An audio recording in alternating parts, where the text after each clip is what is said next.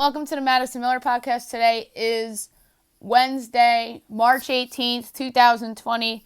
Today I'm going to talk about the latest in NFL free agency and the coronavirus and look ahead to tonight's episodes of The Masked Singer and Lego Masters, and I'll do my top 10 movies of 2019 to close out the show. Alrighty. First and foremost, I want to get into free agency and the most important signing that will happen, Tom Brady to the Tampa Bay Buccaneers. He's going to make $30 million a year, it looks like. No contract details have come out yet, but it looks like that's where he's heading. Obviously, it's a big upgrade from Jameis Winston. Bruce Arians is a great coach. They have a great coaching staff there in Tampa Bay. You have a nice running back in Ronald Jones, but you're hearing rumblings that they could upgrade there and could potentially trade for Todd Gurley of the Rams. That would be really interesting. And then you have Mike Evans and you have Chris Godwin at receivers. And then there's talks that they may bring in Antonio Brown. And then at tight end you got Cameron Brate and O.J. Howard. The offensive line, I think, needs to be improved a little bit. And on defense, you have a lot of young guys in the pass rush. And in the secondary, you got Jason Pierre-Paul back. And then you have the young kid, Devin Bush. He's supposedly going to be pretty good. Oh wait, not Devin Bush. I'm blanking on his name. The kid that they drafted last year, Devin White from LSU. He's gonna be awesome. So congratulations to the Bucs. Tom Brady. In his new cast of characters. In terms of that division, I think they're the front runners to win that division. I really do.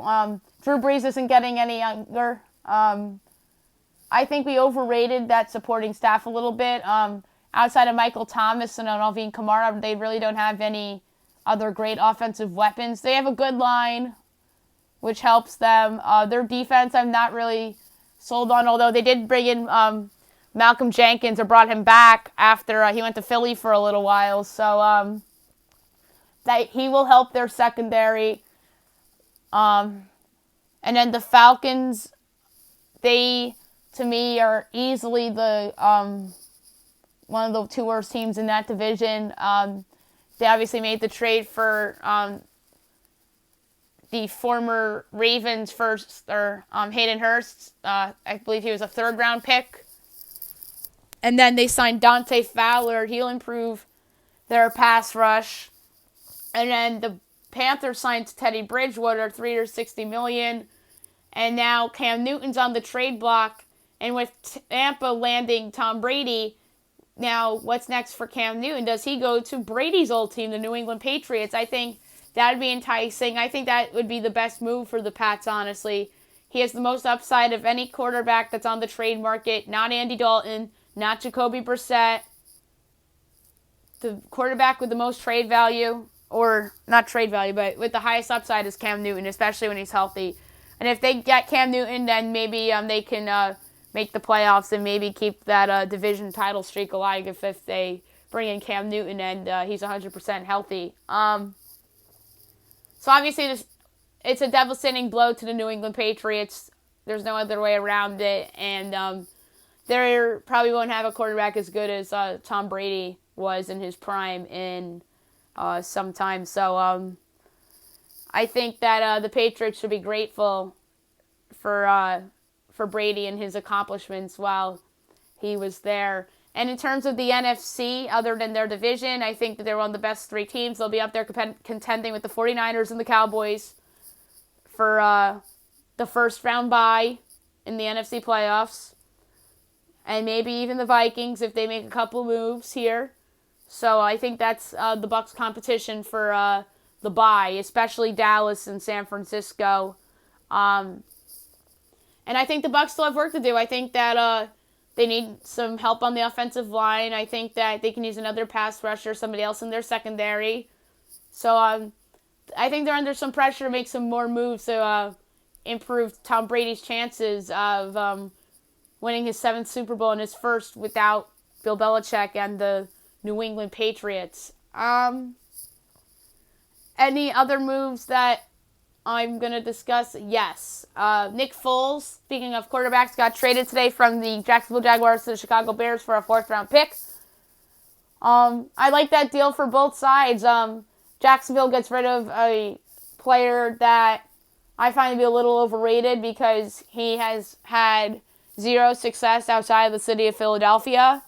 And they get a 4th-round pick for a guy that's overpaid.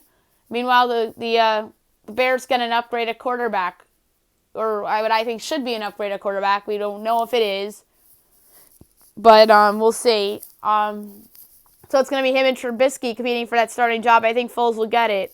He has a better reputation. He was a Super Bowl MVP for a reason. And then the Bears obviously went out and signed Robert Quinn, which was, I think, the most surprising signing of free agency so far. I know everyone will say Brady to Tampa, but Brady to Tampa was a rumor for a couple of days before this happened. So Robert Quinn to the Bears was certainly not. So that was a surprising signing, but a signing that I think he obviously gives them more depth at pass rush. But I think that Robert Quinn got a little bit overpaid here with the contract, although I think he'll help them for sure. So yeah, Nick Foles. I think the Bears are still, and plus the addition of Quinn, I'd say that they're probably around where they were. A couple games they won late in the season were meaningless against the Cowboys team that was dealing with turmoil with Jason Garrett, against a couple division foes that mailed it in for the season. So I think the Bears are going to be right around, as of right now, right around where they were last year. But we need to see what other teams in their division do and what they do in the draft. So I think that is an interesting move by the Chicago Bears. A quarterback upgrade, maybe, probably, but not a definite quarterback upgrade because Nick Foles has not had success outside of Philadelphia. So we'll definitely see how that plays out. There's some other moves that happened. I'm just trying to think here. The Arizona Cardinals just made a signing, and it was a big one. Devin Kennard, 3 years, $20 million. They need some help in linebacking, so that was a good signing for them. He'll help them. So the Cardinals, who've had a good offseason thus far, keep on loading up. Cowboys re-signing kicker Kai Forbath. Went 10 for 10 on field goals last year. So kickers, I think, are a little irrelevant. There's not really any really good kickers all that much. Rams re-signed Andrew Whitworth to a 3-year deal. So he's somebody that was a good free agent pickup for them when they signed him, and now he's back for 3 more years. Chris Harris is signing with the Chargers. Good signing for them. He'll help their secondary along with Derwin James there. That's a nice secondary.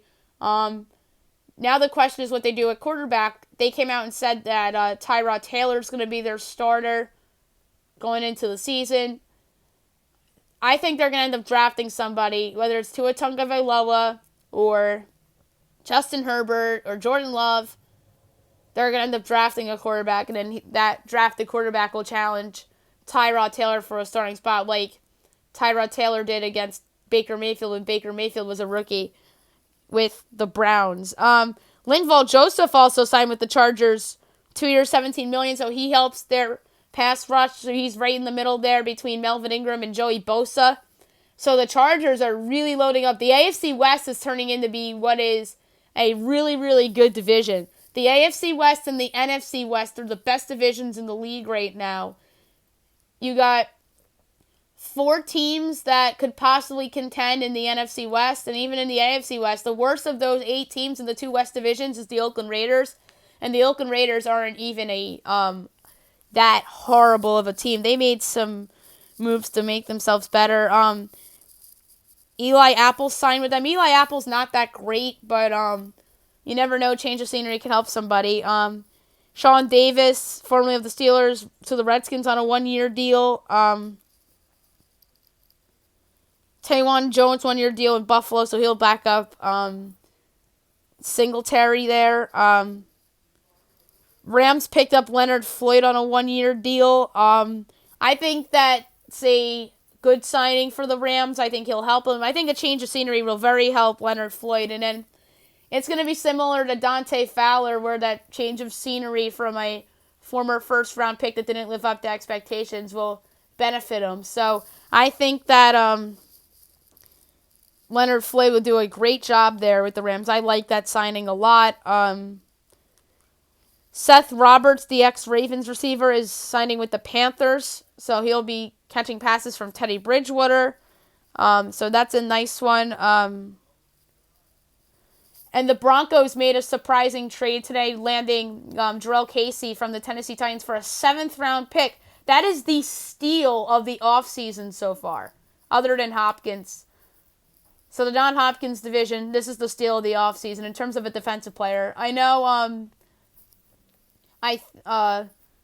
trying to think of who else I think was robbed. Oh, Calais Campbell, another Jaguars player. But this is a Titans player that the Broncos acquire. But Jarrell Casey's a good player as far as I'm concerned. He'll be a great job there manning between Von Miller and Bradley Chubb. So the Broncos, I think, have had a terrific offseason. The Bengals releasing John Miller, that makes sense. They're trying to clear cap room so they could sign a couple of those guys that they agreed to terms to. Giants declined the option for Antoine Bethea. He was a bad signing for them a few years ago, so that was a move that is not surprising. 49ers re-signed Ben Garland on a 1-year deal. He was a good offensive lineman for them last year. The Malcolm Jenkins pickup for New Orleans was good. I think he'll help them. I think the Eagles are going to make the mistake by letting him go, and I think that Jenkins will have a good year in New Orleans and remind people that he's still a good defensive back in this league. Ted Karras, 1 year, $4 million with the Dolphins. So Karras goes to Miami as Miami continues their spending spree. The Lions acquired Theron Harmon from New England, so another Patriot goes to the Lions, and this is a flip of late-round picks, according to Aiden Rappaport.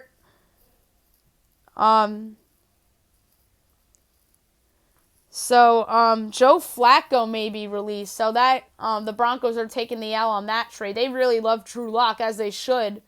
Joe Flacco's not good anymore, and he's somebody that's going to be a backup somewhere. So what's still to come in free agency? Jadeveon Clowney is still out there. Todd Gurley's on the trade market, apparently, so I'm interested to see who lands him. Andy Dalton, Cam Newton, Jameis Winston's a free agent.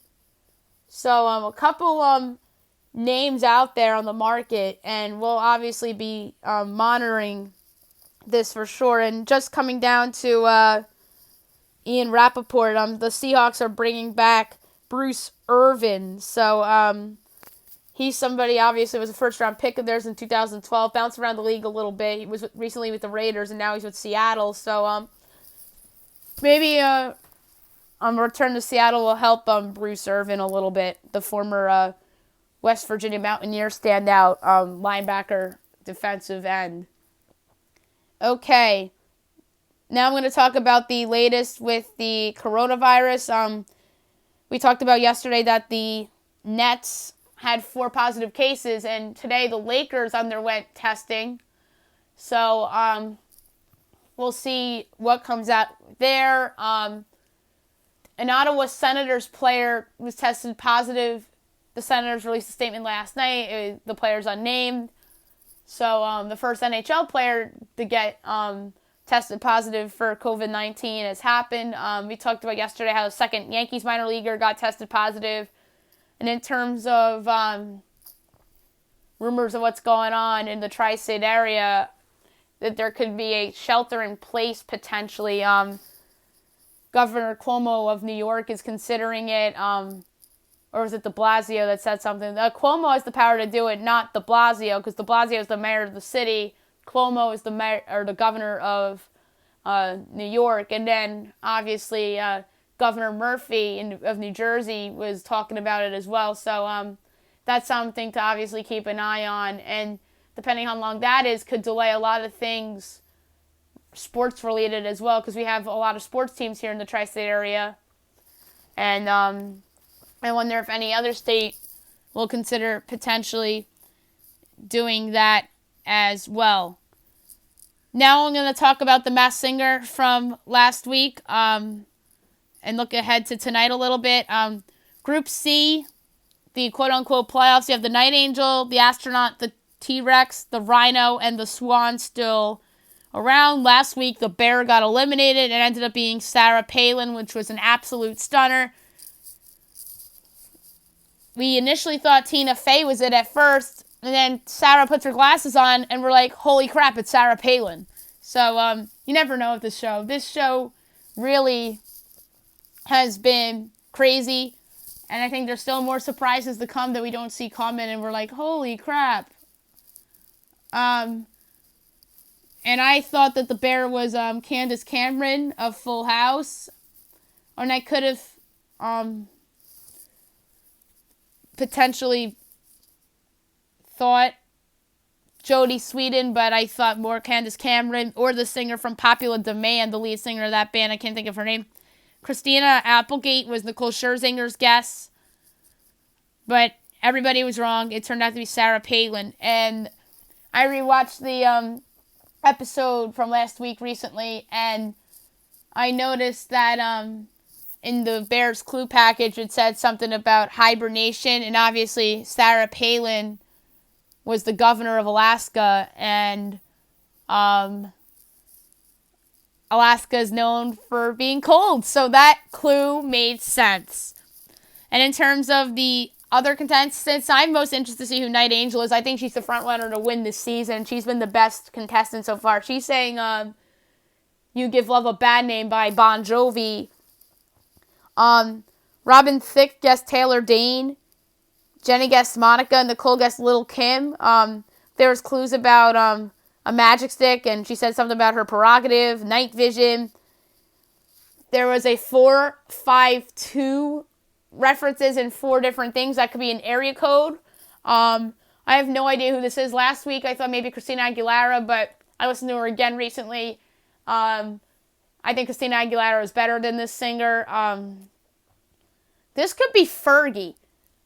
That's a name that, I know the Black Eyed Peas are relevant again. They came out with their new single recently.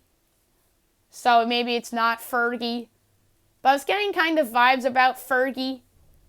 But we'll see who it is. After tonight's episode, maybe there's more clues that are released, and I can listen to that voice again, and maybe I can come up with a different answer here.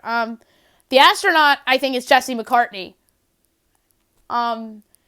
Just because of the vocals. It sounds just like him. I thought last week it could have been Zac Efron, but no, I don't think it's Zac Efron. I think it's Jesse McCartney. It could be Adam Levine or Josh Hutcherson. Those are 2 guys that Ken Jung suggested. This is somebody that was hungry for a chance. There was hints about tools and driving and heart dropping, and he started young and dreamt of flying high. And then T-Rex was somebody that was very flexible and fierce. You could tell this person can dance and can move. Somebody that was in a group. It's somebody I think is young. I think it's Nia Sue Frazier, formerly of Dance Moms. And ironically, Jenny McCarthy last week thought it was Maddie Ziegler of Dance Moms. But I've got this vibe that this T-Rex is African American. So that's what made me think it was Nia Frazier. But I could be wrong. Kourtney Kardashian was Ken Jung's guess. Nicole Scherzinger's guest last week was Rebecca Black. So, should be interesting to see what kind of thing she does. Rhino, someone that hinted about having a moment of rock bottom. Someone that had a leap of faith. Someone that was ready to soar again. There was a bike in there. He said something about Jungle Giant, someone that's tall. Last week I thought it was Michael Strahan. Now, I should think it might be Alex Rodriguez. I think if it's Alex Rodriguez, that would be crazy. I mean, it makes sense, too. He's an employee of Fox, and so is Michael Strahan, by the way. And so is who I think the White Tiger, Rob Gronkowski. So, I really think that Rhino could be A-Rod. Nicole Scherzinger gets Tim McGraw. Ken Jeong gets Tim Tebow. Not a bad guess. I think it's somebody within sports, because there's a lot of sports clues in there. John Cena was a guest that was thrown around. It could be John Cena. That would be big. Jenny McCarthy guessed Jason Aldean, and that's not a bad guess either. And then the last performer was the Swan, someone that was hinting about ballet and technique. She had a megaphone in there, so that's going to be a cheerleading vibe. A sport that's combined with cheerleading things and dance things is gymnastics, and that makes me think that the Swan is gymnast Gabby Douglas. That would be really good if she was on the show. Gabby's one of the best gymnasts in the world. She's talented. This is somebody that is short, and Gabby Douglas is short. What was confusing to me was the hint about ghosts. I thought that was interesting. And then Refuse to Be Tuned Out. I could be maybe a singer. Ken Jeong guessed Nina Dobrev. Robin Thicke guessed Sarah Michelle Gellar. And Nicole Scherzinger guessed Jennifer Love Hewitt. So it should be interesting to see all these contestants go out and perform tonight. And I'm very, very fascinated to see who goes home. And my prediction for who goes home tonight, I'm going to say it's the Swan. And I think Rhino, T-Rex, Astronaut, and Night Angel will be competing for the Super 9. So I'm going to say that Swan goes home tonight and that it's indeed Gabby Douglas. Okay. Lego Masters. New episode tonight, obviously. Right after The Masked Singer. And the episode is about Storybook. So this is an episode where the contestants must interrupt a story that is read aloud from a book selected for this competition. Still in the show, Aaron and Christian, Mark and Boone, Richard and Flynn, Sam and Jessica, and Tyler and Amy. So they're down to 5 teams. So this show is not around for much longer for season 1. So the team that's on fire right now is Mark and Boone. I think they're the front runners for the show. Tyler and Amy, I think, have a chance too. And I think that's the team that's most likely to go home tonight. Richard and Flynn, or Sam and Jessica. But Sam and Jessica have been doing better. But Richard and Flynn were at risk last week, and I think that they're the team that ends up getting knocked out of the competition tonight. Okay, before Best Bets, I'm going to do my top 10 movies of 2019. This was a tough list to put together. But here we go. Honorable mention, Jojo Rabbit. Really good movie. Obviously was up for a lot of the big Oscars this past year. It was written and directed by Taika Waititi and based on Christine Lewin's book called Caging Skies. Roman Griffin Davis portrayed Jojo, who was a Hilter youth member who finds out that the mother, who played by Scarlett Johansson, was hiding a Jewish girl, Thomasin McKenzie, in their attic. And their beliefs are questioned. They're dealing with this intervention of the imaginary friend, a version of Adolf Hitler, who plays Waititi, with a comic stand on politics of the war. And other notable actors and actresses in this film are Rebel Wilson, Stephen Merchant, Alfie Allen, and Sam Rockwell. All right. 10th place for movies of 2019, 1917. This was obviously originally the favorite for the big Best Picture, but ultimately did not win and ended up losing out to Parasite. This movie, obviously, a 2019 British epic war thriller film. It was directed and produced by Sam Mendes, who I think is one of the best directors out there. George McKay and Dean Charles Chapman were in it, with Mark Strong, Andrew Scott, Richard Madden, Claire DeBruck, Colin Firth, and Benedict Cumberbatch in supporting roles. It is based in part on an account told to Mendes by his paternal grandfather, Alfred Mendes, and the film tells the story of two young British soldiers during the First World War who were ordered to deliver a message calling off an attack doomed to fail soon after the German retreat to the Hindenburg Line during the Operation Albrecht in 1917, and the message is especially important to one of the young soldiers, as the brother is taking part in the pending attack. So in number 10, I have 1917. In 19th place, or in 9th place, my bad, Little Women. Obviously another very solid movie from last year. A 2019 American coming-of-age period drama film written and directed by Greta Gerwig. The 7th film adaptation of the 1868 novel of the same name by Louisa May Alcott. The film stars Saoirse Ronan, Emma Watson, Florence Pugh, Eliza Scanlon, Laura Dern, Timothy Chalamet, Meryl Streep, Tracy Letts, Bob Odenkirk, James Norton, Lewis Carroll, and Chris Cooper. And this was a movie that did really well in terms of the awards.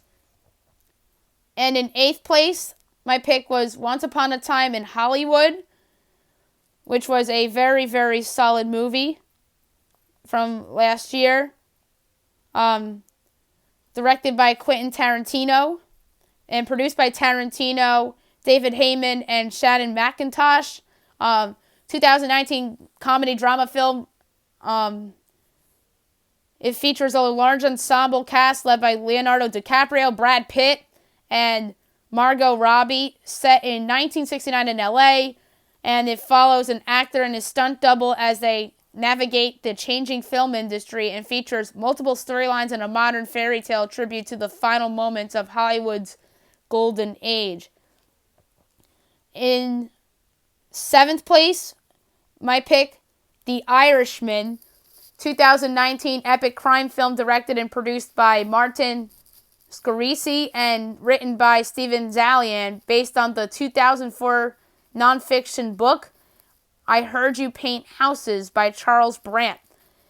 It stars Robert De Niro, Al Pacino, and Joe Pesci, with supporting roles played by Ray Romano, Bobby Cannavale, Anna Paquin, Stephen Graham, Stephanie Kurtzuba, Jesse Plemons, and Harvey Keitel. And the film follows Frank Sheeran De Niro, a truck driver who becomes a hitman involved with his mobster, who is Pesci, played by Russell Bufalino, and his crime family, including his time working for the powerful teamster Jimmy Hoffa Pacino.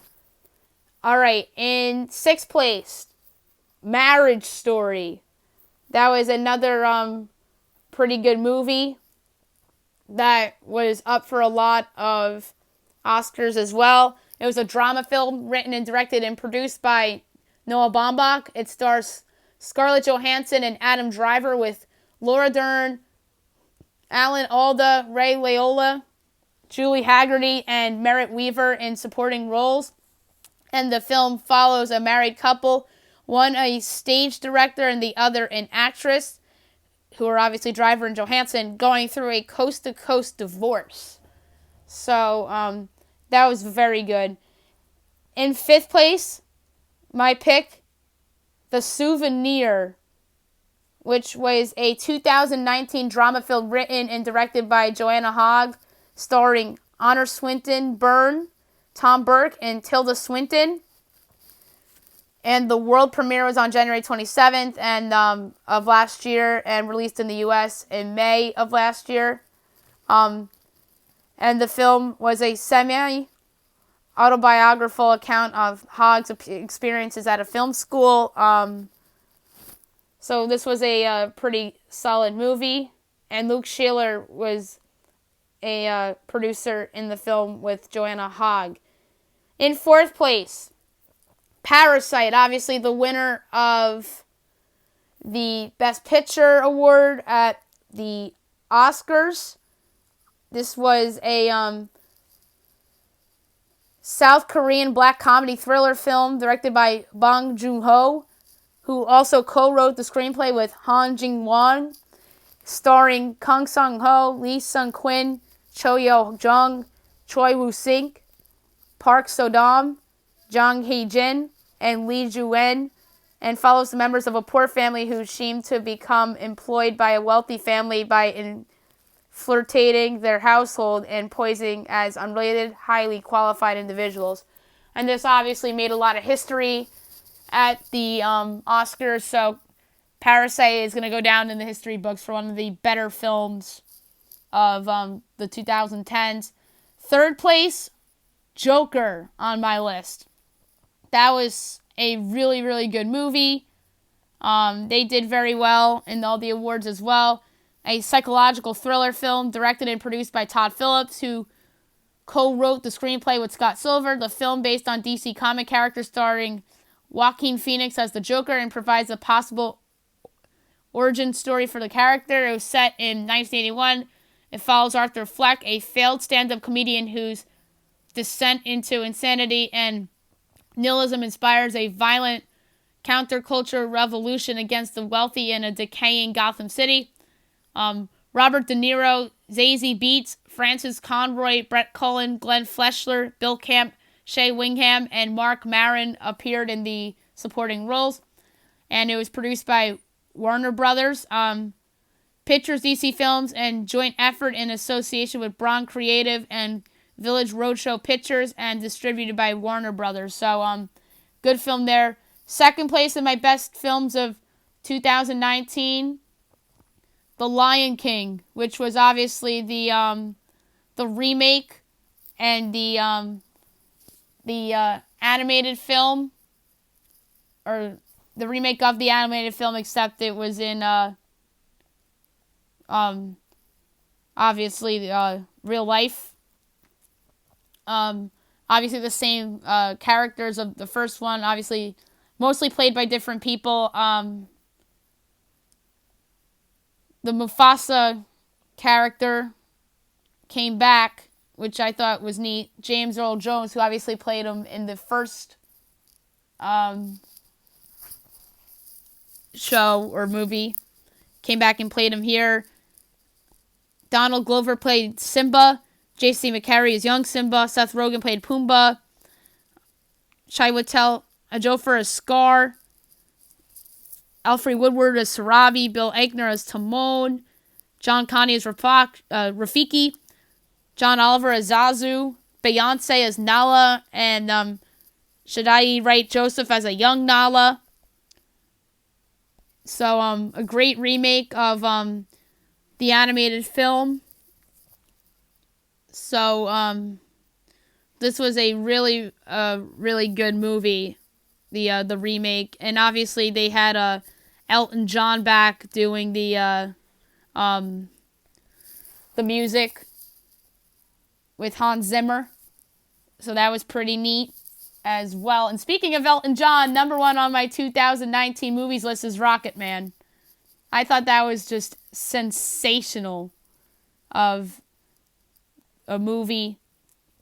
It was about Elton John's life.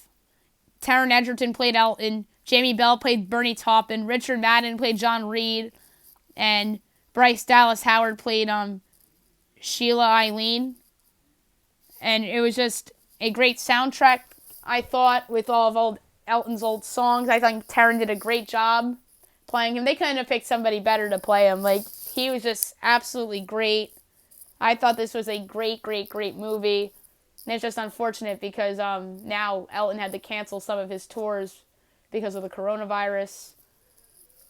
So those are obviously going to be rescheduled. Pretty much every singer that's had tours had to postpone their tours and whatnot. So again, the list for my top movies of 2019. The honorable mention, Jojo Rabbit. 10th place, 1917. 9th place, Little Women. 8th place, Once Upon a Time in Hollywood. 7th place, The Irishman. 6th place, Marriage Story. 5th place, The Souvenir. 4th place, Parasite. 3rd place, Joker. 2nd place, The Lion King. And 1st place, Rocketman. And obviously, Rocketman was the production was by the New Republic Pictures, Marv Films, and Rocket Pictures, and distributed by Paramount Pictures. And obviously, Elton's husband, David Furnish, had a lot to do with this movie as well.